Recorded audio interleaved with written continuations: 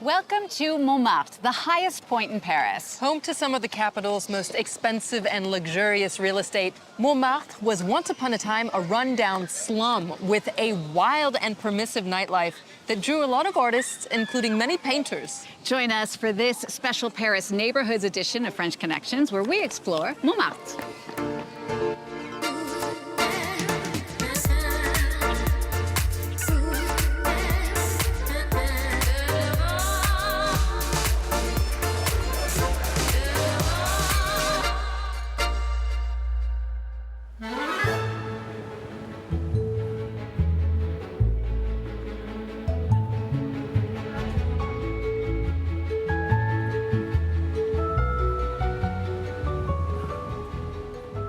Montmartre offers one of the best views of Paris, making it a popular tourist destination. And at the very top is the Basilica of Sacré-Cœur, one of the most visited monuments of the capital. Now, you might be surprised to find out that a lot of Parisians can't stand the iconic landmark. Some go so far as to say that it's an eyesore, but you know, some people say that about the Eiffel Tower too, just saying. Part of the animosity is due to the history of Paris and the very important role that Montmartre played.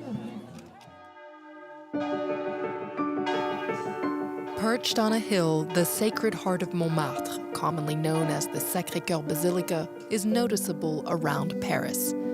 Standing at an impressive 83 meters tall, it reigns over the French capital, suspended between heaven and earth.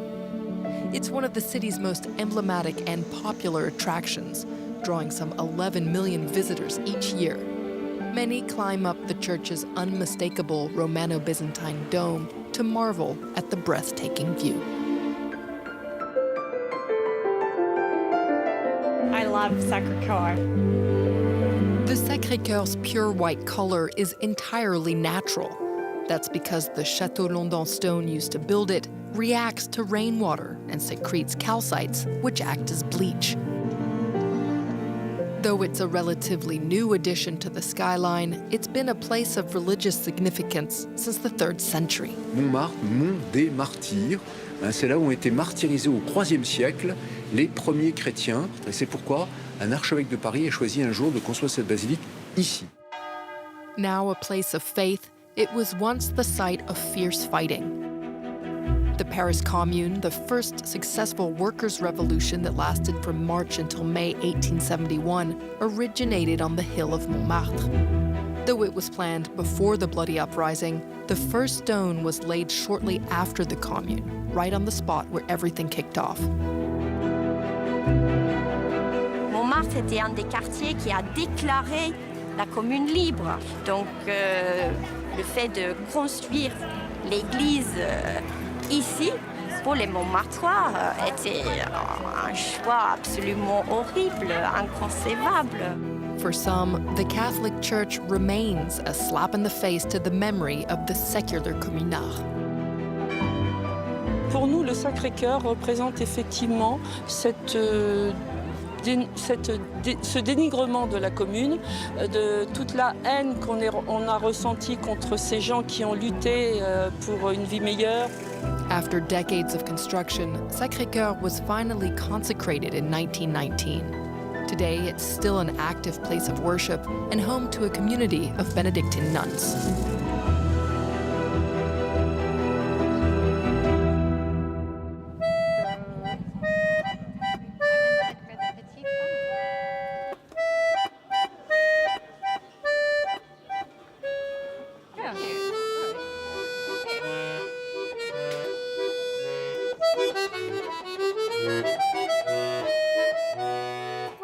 Just around the corner from Sacré-Cœur is Place du Théâtre, a busy square that is bustling with tourists. Now, chances are you won't find a lot of French people here, but you will find a lot of artists. There are about 300 official painters and sketch artists that come rain or shine. But beware, there are also a lot of scammers, and they might charge you a fortune for a questionable caricature that'll be a bit of a bittersweet souvenir when you get home.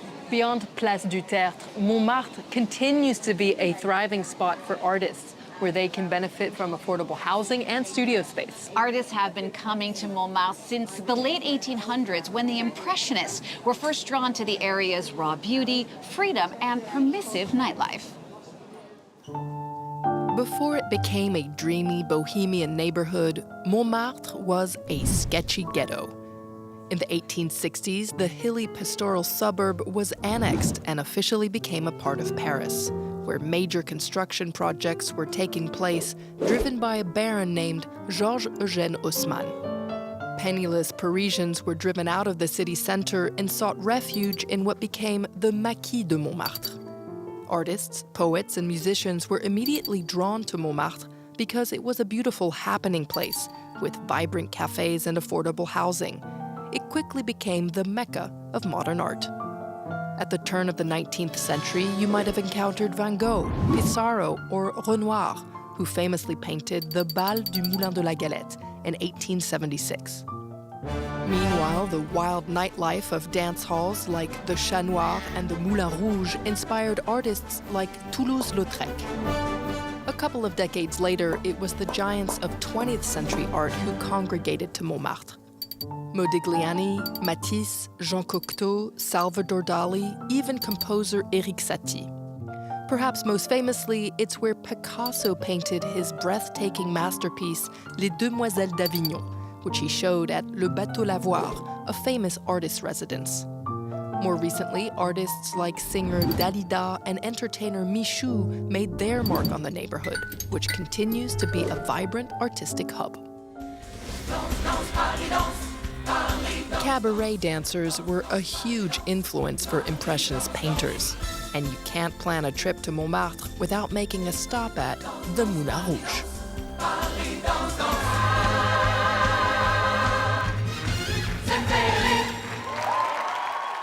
Jean-Victor Clérigo, bonjour. You're the managing director here at the Moulin Rouge. Give us the history of the Red Windmill. So the cabaret was created in 1889, 135 years ago. Since the beginning, it was meant to be a place where we can find spectacular shows. Back at this time, we were not used to see that kind of show, and the Moulin Rouge was very modern in this way because it was proposing a very specific show. At the turn of the century, Montmartre was famous for its very wild and permissive nightlife, which attracted a lot of people. There was music and dancing, but also drugs and alcohol and prostitution. Today, does Montmartre still have this wild nightlife, or is it mostly just a show for tourists? Of course, Montmartre was at that time a very specific area. A lot of artists came here, a lot of people came here also because this place was outside Paris. Meaning by that some rules that applied to Paris was not applied in this area. For example, the alcohol, there was taxes on the alcohol in Paris, outside Paris no, so that's why a lot of places, a lot of cabarets were built outside Paris. But today, yeah, Montmartre has the spirit because we can find in Montmartre other cabarets than Moulin Rouge. For example, you also have Le Lapin Agile, so you have a nightlife in Montmartre. Not as dodgy as at that time, but of course it's still, party is still going on Montmartre today. And of course, the Moulin Rouge is so famous for its dance, the cancan. When was that invented? The cancan was invented at the very beginning. It was officialized in the Moulin Rouge. It's a dance that was called the chahut in French. It existed before the Moulin Rouge, but the Moulin Rouge was the shelter for this dance because at that time the society was not prepared for that kind of dance. First, it's the first time we can see professional female dancers on stage. And the dancers, the female dancers, was showing their legs. It was not very welcomed by the church, the army at the time. And today the cancan dance is very famous, and you can still find the roots of the dance with the figures that the artists are performing, La Cathédrale, which is, of course, the cathedral place in the church. So it's at that time it was, we call in French a pied de nez, which is like we are Like teasing, making fun. Yeah, teasing, making fun of that because it was forbidden, but they tried on this. Honestly, they found places where to perform it. So. I guess the big question is, the cancan's fun to watch. Is it hard to do? The cancan is not easy to do, of course, but I will let you experience it with one of our dancers. Ooh, sounds good. Thank you so much. Thank you. Merci beaucoup. Merci. Hello, Isabelle and Cleo. Hello. Thank you so much for being our can-can teachers today. It's our pleasure. Pleasure. So where do we get started? Maybe we can try the skirts on so you can already get used to the weight of the dress. Okay, let's do that.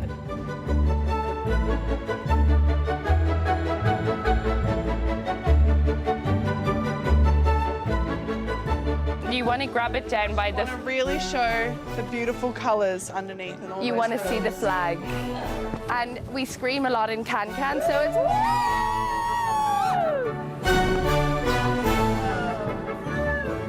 Woo!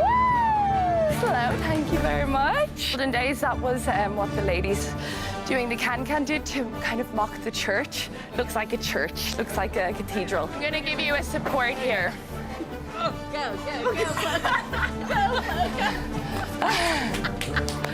Give it your best. Maybe Cleo will demonstrate what we call the port dam. This was kind of to mock the army, and it's supposed to be like a rifle. Yes. That's the port dam. Beautifully executed by Cleo. Would you like to have a go? What do you need? You go. That's really good, Gene. You want to grab? And you want to bring her all the way up? Should we move on to... We could be hired for tonight's... I reckon. When in doubt, shake and scream. Shake and scream. And 2 and 3. Kick. 2 and 3. Kick. 2 and 3.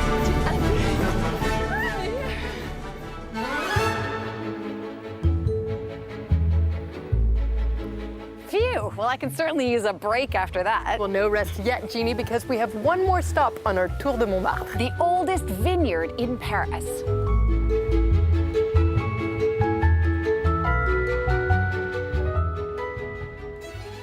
Il faut bien d'abord comprendre que l'histoire de Paris, c'est l'histoire d'une ville du vin.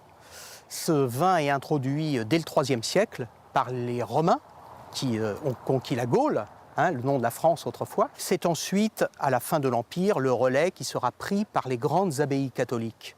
S'installant et construisant la France, on continue l'exploitation de la vigne et on la développe. L'abbaye de Montmartre, les grandes religieuses de Montmartre, les abbesses de l'abbaye, vont parvenir à couvrir près de 3/4 des pentes de la colline en vignoble jusqu'au XVIIIe siècle. Cette grande région autour de Paris, qui faisait près de 40 000 hectares de vignes au XVIIIe siècle, c'est vraiment le vin de France, comme on l'appelait, eh bien, va disparaître au XIXe siècle. Vous avez la révolution industrielle, les transformations du paysage, les usines, les ouvriers à la place des paysans, tout le monde, la mutation du monde, qui s'accélère ensuite avec les chemins de fer qui amènent les vins du Sud, qui font péricliter les derniers petits cultivateurs, qui en plus subissent le phylloxéra, une maladie terrible pour le vin. Donc la fin du vin au XIXe va ressusciter au XXe d'une manière très inattendue, puisque les artistes de Montmartre et la Société du Vieux Montmartre, dirigée par Victor Perrault, vont demander la protection de la butte. Et finalement, au lieu de construire les immeubles qui avaient été prévus sur ces terrains autrefois de l'abbaye des religieuses, eh bien, on va curieusement, en plein XXe siècle, ressusciter le paysage ancien en replantant une vigne. And this is the oldest vineyard in Paris, almost 100 years old. How many bottles of wine does it produce every year? Alors, ce vignoble, très caractéristique aujourd'hui, la plus vieille vigne urbaine d'Europe, de ce fait, des années 30, est produit aujourd'hui à peu près 2500 bouteilles de 50 centilitres. C'est un vin qui avait autrefois une mauvaise réputation, parce que, justement, il n'était pas fait sérieusement et professionnellement. Il était fait d'une manière folklorique. Et depuis l'intervention de professionnels, œnologues et vignerons, vous avez, depuis des années, un vin étonnant, qui est vraiment, on pourrait dire, le vin du goût de Paris, très fruité, et qui se combine en 2 couleurs. The big question is it good? Il est très bon. Les deux sont très différents. J'ai toujours eu des résultats dans les dégustations, d'effets de surprise tout à fait étonnants. And if you're curious to taste the wine from Montmartre, you can do so at something called the Fête des Vendanges, the harvesting party that takes place in October. What happens then?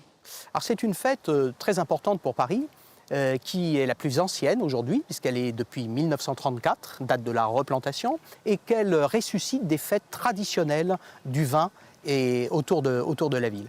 Elle combine un moment festif extrêmement important avec des activités des programmes, des visites, des cabarets, des expositions.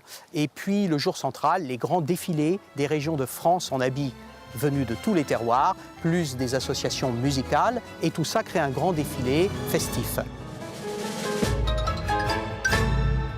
Well, that wraps it up for this French Connections in Montmartre. Is there another neighborhood of Paris you'd like us to explore? Well, you can reach out on social media or you can tweet me at Villeminot. And we'll see you soon for a new French Connections Plus.